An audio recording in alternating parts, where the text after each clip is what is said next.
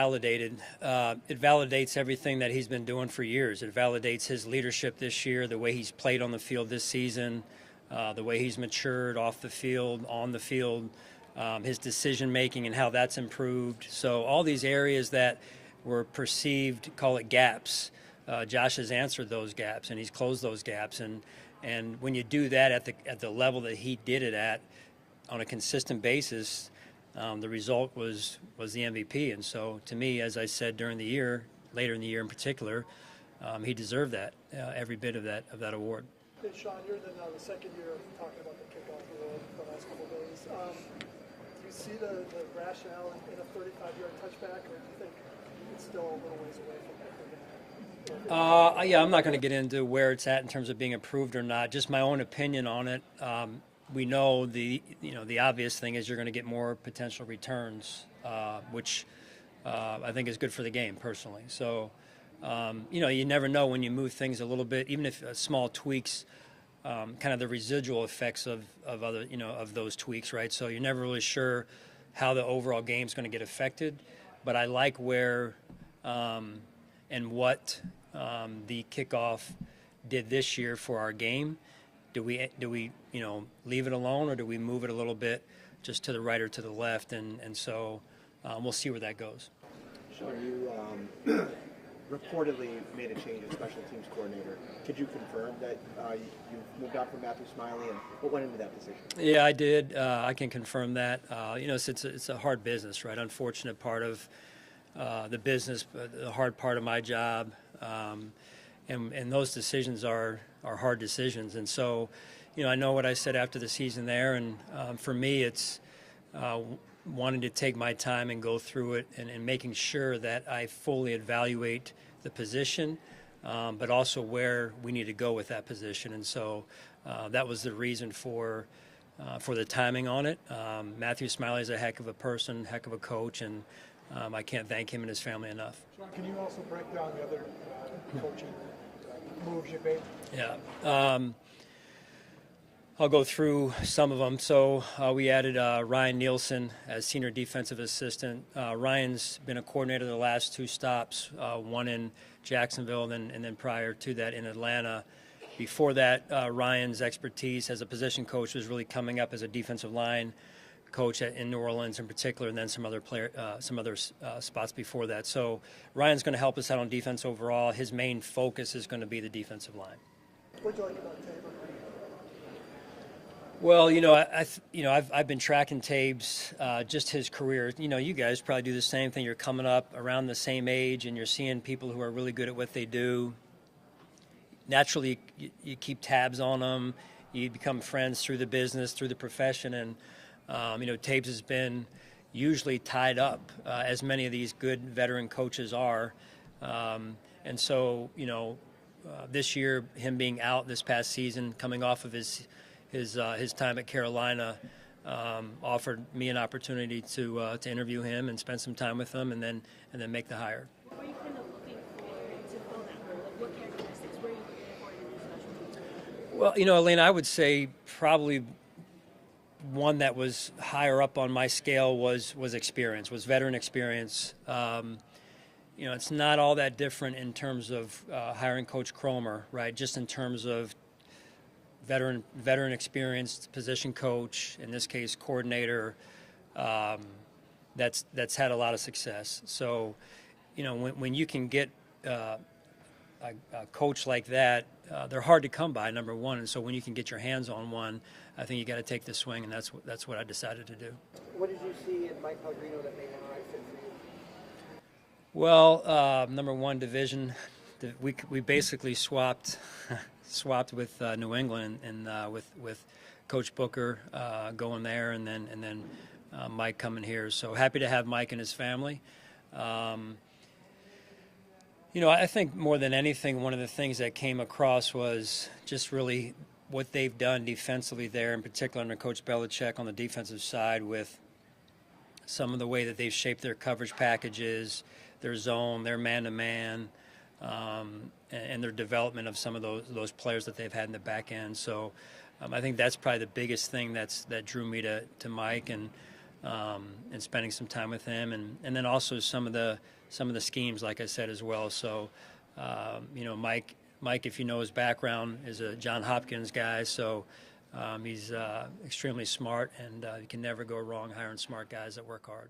But will his role be, what will his title be, Sean? Will it be Nickel coach. Nichols? Yes. Yeah, okay, thank you. Do you anticipate, because of some of the hires you've made now, we saw a little bit of it at the end of the year, a little more man coverage in your scheme? Are you thinking along those terms as you go forward? I mean, if that happens, Sal, I would tell you that it would happen organically. It's not. I'm not being intentful about, hey, we got to play man to man and we have to hire these people and playing man to man at the end of the year. Versus, I mean, you're probably looking a little bit, some of you guys, too much into that. That was a response to, in particular in that last game, what was happening in terms of the ball coming out a little bit quicker. We're going to do and evolve in the off season how we feel like we need to go and evolve defensively. And I think it's important that you have a vision for what the league is and where offenses are going, and then, again, how we need to be out in front of that curve. How much do you change philosophically based on the personnel that you have? When you even get to training camp, even how you set it up, once you see your team and get them out on the grass, how much do you kind of change over the course of time philosophically based on who you have? Well, you said it all right there, Ryan. It's I believe spring is, I'll lay it like this. Spring is for taking what you've seen on tape in the off season and studied, and basically saying, let's try it out. Let's experiment, right, for lack of a better word. And then from there you refine it down, sharpen it, and say, this is what we liked. This is what may fit us best based on what we know about our players to this point. And then you go and you basically get yourself to a training camp menu that you're really now trying to build the reps with. But all the while through the course of spring into training camp, but in particular in spring, you're really figuring out who you have and what the strengths of your roster is, especially on defense in this case. And then you're seeing it in a similar way in training camp, but now with full pads on, playing the real game of football, which sometimes can change. You get a little bit of a false impression on someone in shorts and T-shirt, and then you get to the game being played on the field in pads, and you can kind of tweak and adjust from there. So our system is predominantly built around who we have and what they do best. How do you think Bobby will grow year one? I think he's going to grow. How much is really up to him, and he's a type A personality guy. He's extremely passionate about growing and intense, and I think that when you have those type of qualities, personality-wise, and drive, commitment-wise, dedication, too, it bodes well for a tremendous amount of growth, and so I think that he is going to learn a lot from year one and carry it into year two, and it's only going to help him. Sean, there's also been reports Eric Ciano's no longer with the organization. Is that the case? And if so, do you have a new special strength and conditioning coach? Yeah, so again, Coach Ciano gave a lot of years of service, he and his family both, and staples in our community in Orchard Park in particular, and great friends with his family as well. So hard to see him move on. Happy for him that he's landed in Jacksonville, and he's going to do great there. As far as our status and where we're at with our head strength and conditioning position, we are going through interviews right now, but that's really where we're at right now. I think you've had a lot of success with the Tush quarterback sneak. Is it a fair play?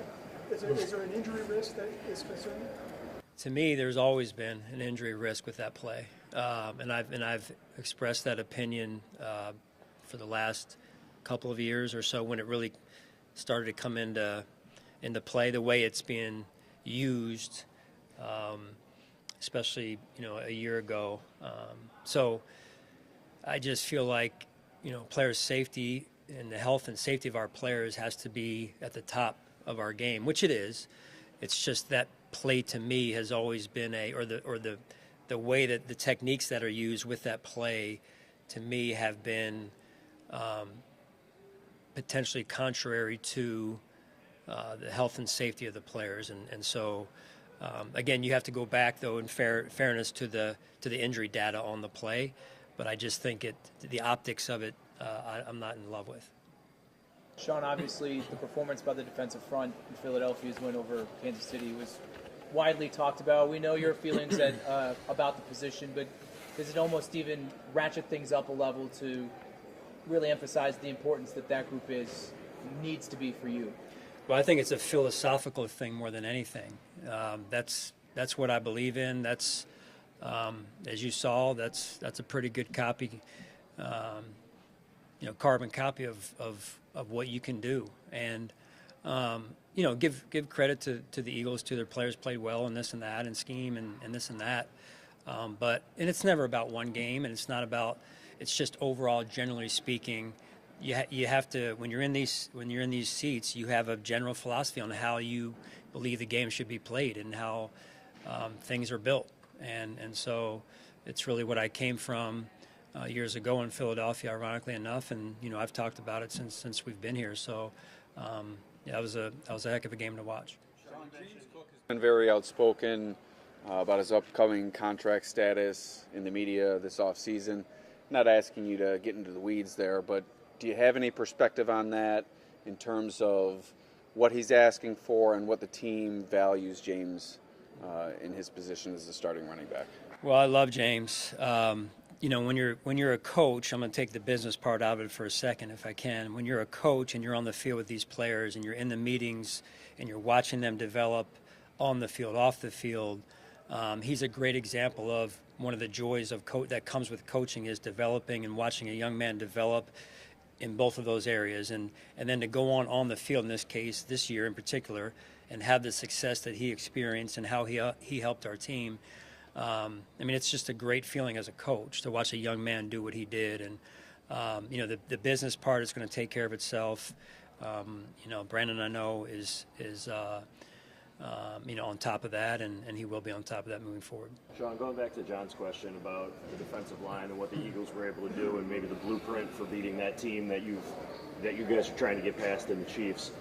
You mentioned Coach Nielsen and him having a focus on the defensive line. Is that an area that maybe you've identified here after the season as a group that you need to see a collective improvement from up front there? Well, I don't think you can ever have enough good coaches, in particular at those critical positions. And so when Coach Nielsen came available, again, you look at his career and where he went, and it's hard to get your hands on, and I'll use the defensive line, it's hard to get your hands on really good defensive line coaches, and he has that pedigree. He's had that success at that position. So the short answer on it is it's about acquiring a really good football coach that happens to be a defensive line coach as well, and he'll team with Marcus and Rebs as well in that position. And when you can put good coaches around yourself as a head coach, who have been there and done that at a high level, it bodes for good things in the future. And so techniques, fundamentals, intensity, I'm just talking about the things that from a coaching standpoint. So anyway, from a coaching standpoint, those are the pieces that I control, and I'm always trying to add the best possible coaches that I can. Sean, I remember last year you talked about how, at some point in the offseason last year, you talked about how imperative it was you needed to get a field stretcher on offense. And a field stretcher as a receiver. Yeah. And really, you really didn't get that guy. You had a lot of guys that were intermediate. Is that a need that you have to address, whether it's free agency or the draft? Well, without getting too much into strategy and whatnot, I am a believer in that speed, stretching the field. Not just vertically, but horizontally and vertically. I think it just opens up a defense, and so I thought we did that at times. Probably not enough this year, and not just throwing the ball deep. It doesn't always mean that. It means taking a short pass and taking it, and some good rack yards for us in production. So I thought overall we did some good things in that wide receiver room. I really do. Can you always benefit from adding more speed? Absolutely. Yeah. Just expanding on that, can you talk about the development of Keon Coleman, and then on top of that, just what you think of the wide receiver class this year? Well, I'll just start with the wide receiver class this year. My exposure is 0.0. And these guys, the local people, know that that's what it is almost every year I come here. Usually, thankfully, because we play later in the year in the playoffs, but also because I like to come in with a blank slate for the most part and then make my own evaluation and opinion on the player. As far as Keon goes, I thought he had an up and down first season. I really do. And I mentioned that after the year. I thought he got off to a start that he built momentum through, and then he got injured. And then from there on, it was rather rocky, I would say. And we're looking for him to learn from those moments of adversity and come back and have a really, really, really strong off season and get himself going into the start of season 2 here. When you have a conversation with a very young player like that, him in particular, who seems to have a lot of positive energy around him, how did he respond to that kind of evaluation? I mean, he's a good young man that just as most young players don't always know what they don't know about the league and how hard this league is, and so it's more constructive style conversation and topics with how we can move forward together and what you have to do, the process between now and the start of the off-season program in March and April. So that's really what it's about, and until you've gone through it, you haven't gone through it. And so just trying to build awareness of what you need to do. There's a lot of people who come in and have a good first year, and then another rookie at the same position doesn't have the same level of success. And then what you find, and it's kind of human nature, is the person who had great success that first season kind of relaxes a little bit and downshifts, thinking that they understand how this league works. And it's actually the player that didn't play much in the first year comes and has a better second year than the first player does. And it's just a weird dynamic to me, but it really makes sense when you think about it. Like, you have to stay urgent. You have to stay on the gas, or this league will eat you up, whether you're a player, a coach, whatever it is. And that takes a certain type of person with a certain drive and determination and fire in their heart. And it's going to be Keon's turn to show that he has that this offseason. Sean, Benford had back-to-back concussions. Has he been cleared? Yes, he's been cleared. He left. Don't quote me on this, Ryan, but I think within a week after the season ended, he was cleared to go. Yeah. Sean, Tommy Doyle announced his retirement. I know that he hasn't played, unfortunately, the last couple of years, but you had him around a lot, and he was with the guys. Can you just kind of take us into your relationship with him and watching him and unfortunately having to call it quits? Yeah, I mean, you're getting into now some personal stories, right? Just if a movie could be made about Tommy Doyle, there needs to be a movie made. Just because of what I'm saying is, you see these personal interest stories that pop up on shows, and before, watching the USA play Canada the other night, and these personal interest stories that are popping up about the players on each team and the stories. And it's just, to me, fascinating to listen to the journey of how these players get to where they're at.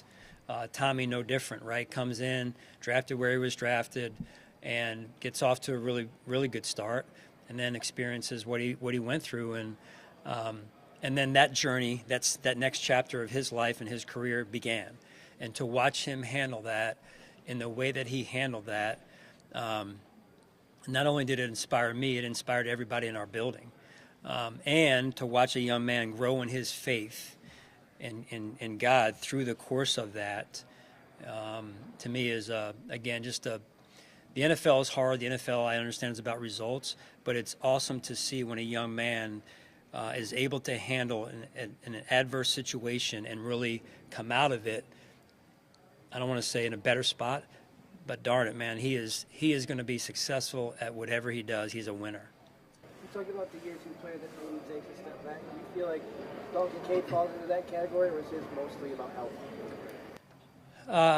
I would say, in my opinion, as I sit here right now, I feel like it's mostly about health. Now, are there some things he can do as well that he needs to do to continue to do this?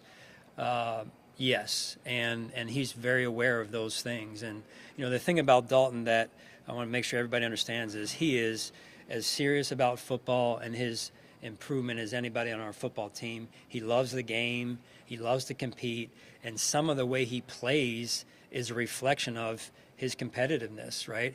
He's not a big tight end, but he plays like a big tight end. And within that, he's been hurt a little bit in year one and then again in year two. So the most important thing that we need to do, and we need to help him with, and he needs to do as well, and taking the lead on this, is getting stronger and more durable for us to be out there even more. So I don't question his ability. It's just, can he get strong enough from a play strength standpoint to help us every week of the season, and in particular in the playoffs when we need him the most. Sean, was that a conversation that was had after his rookie year, or was it something that you came to that realization more as year two went on that he needed to do that? In terms of after year two, you mean this past off season, Jay? Or the idea of needing to add strength to increase durability, it seems like maybe that would have been a conversation after his rookie year going into year two.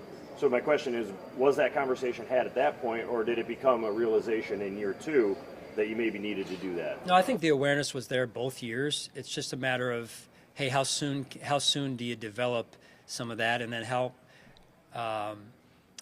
when you're able to stay healthy enough too, that they kind of go hand in hand a little bit, right? Stronger, more success, potentially more durable, all that stuff. It works together. So that awareness was coming after year one. But I would say when you're just after year one, he had such an incredible year after year one. It was still there, but probably when you go into the second year and then he experiences another injury, right, or two. Now it's starting to add up. Hey, we gotta find a solution to this for sure, right? Because it's not, going from year one to year two, probably didn't get to where we had hoped he would get to from a strength and durability standpoint. But now 2 years in a row, you start to build. It's starting to become a tendency and a pattern. So we got to get this thing stopped. Sean, where is Terrel Bernard? Do you think in his development, being the captain this year? Few less splash plays than the year before. Where is he in the development, and where's he going?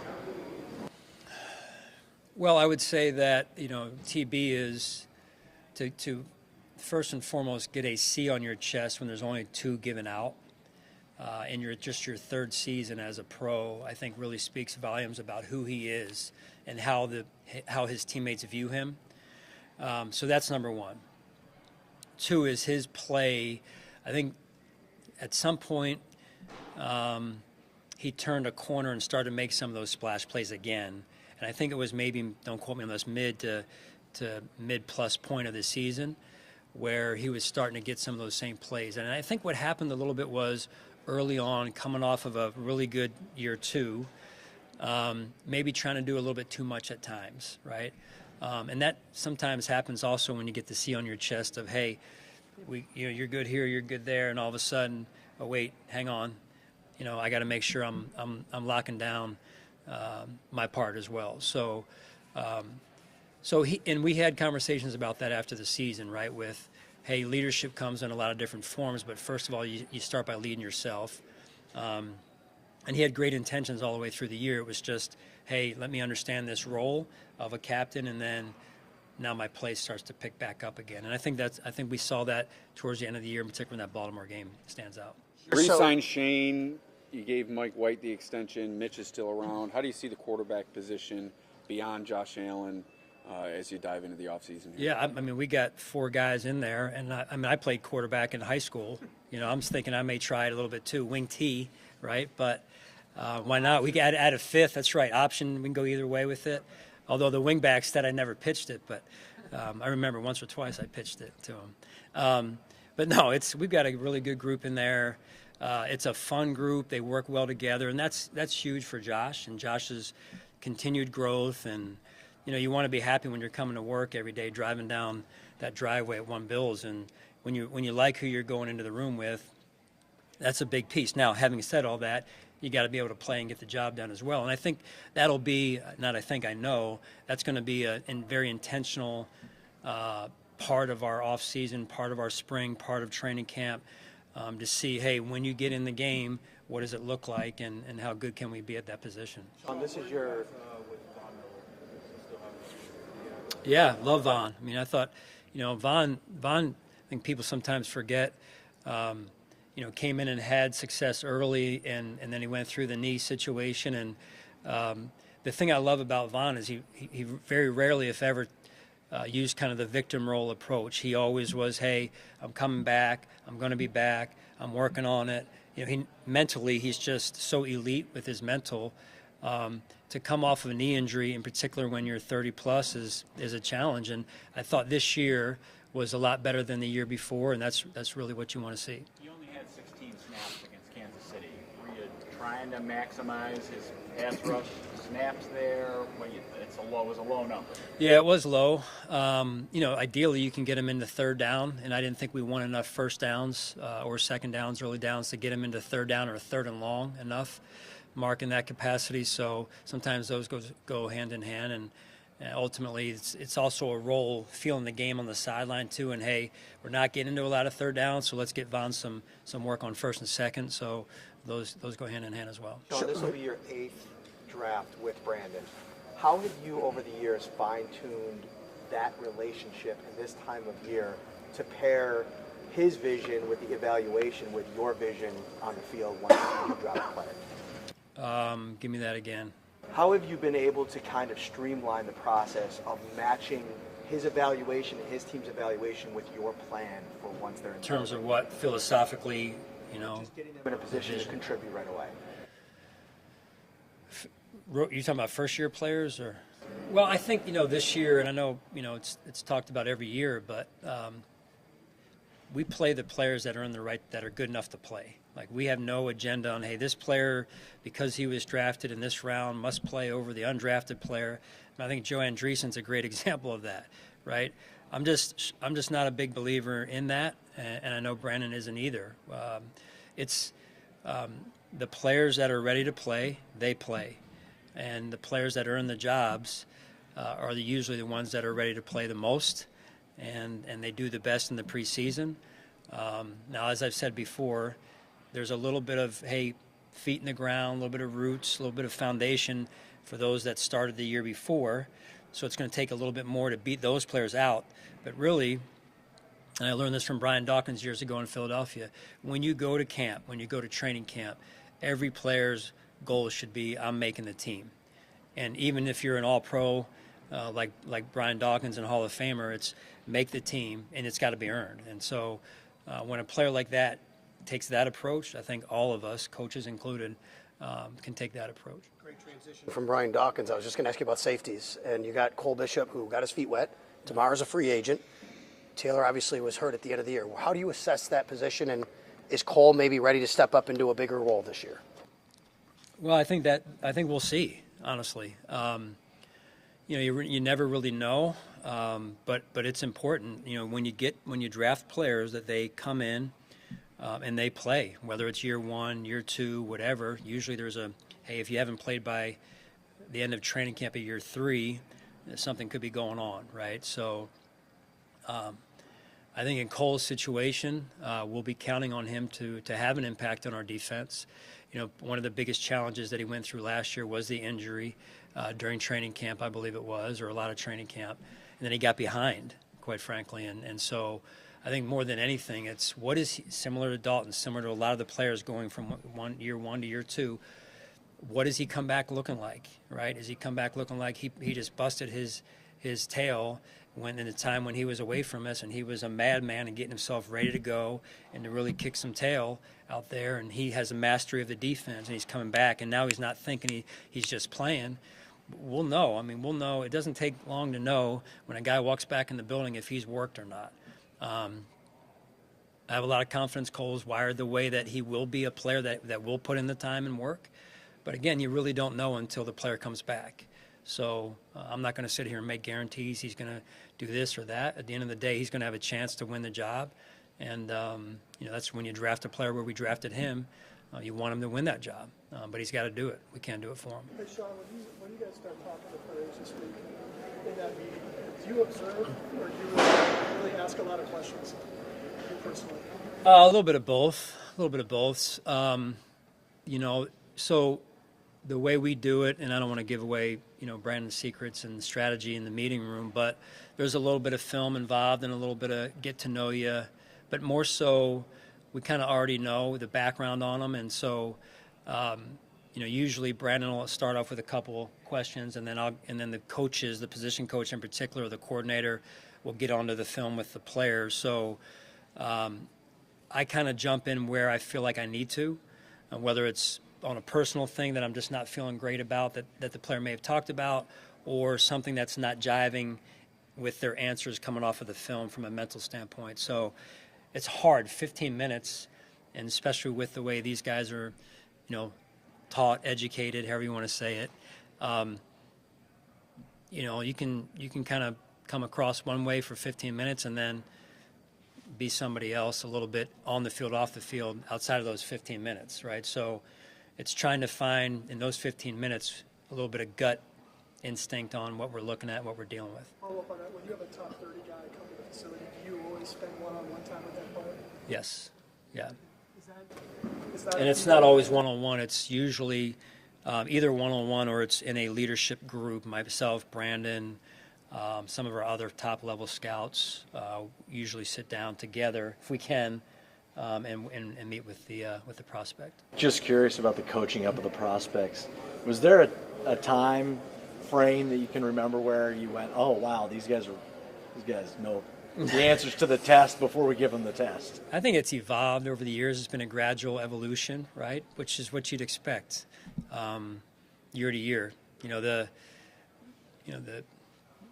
agents, hire people to get them ready, and the agents are becoming more and more aware. And then, honestly, more exposure into what happens allows for more awareness, and then more, educating, right, on the field and off the field and classroom and how the meeting's going to go and running the 40. I mean, you go back over the years to the guys that have, blown up the combine test, right, and then get drafted up here, and they're really good athletes, but the game is played on a field, and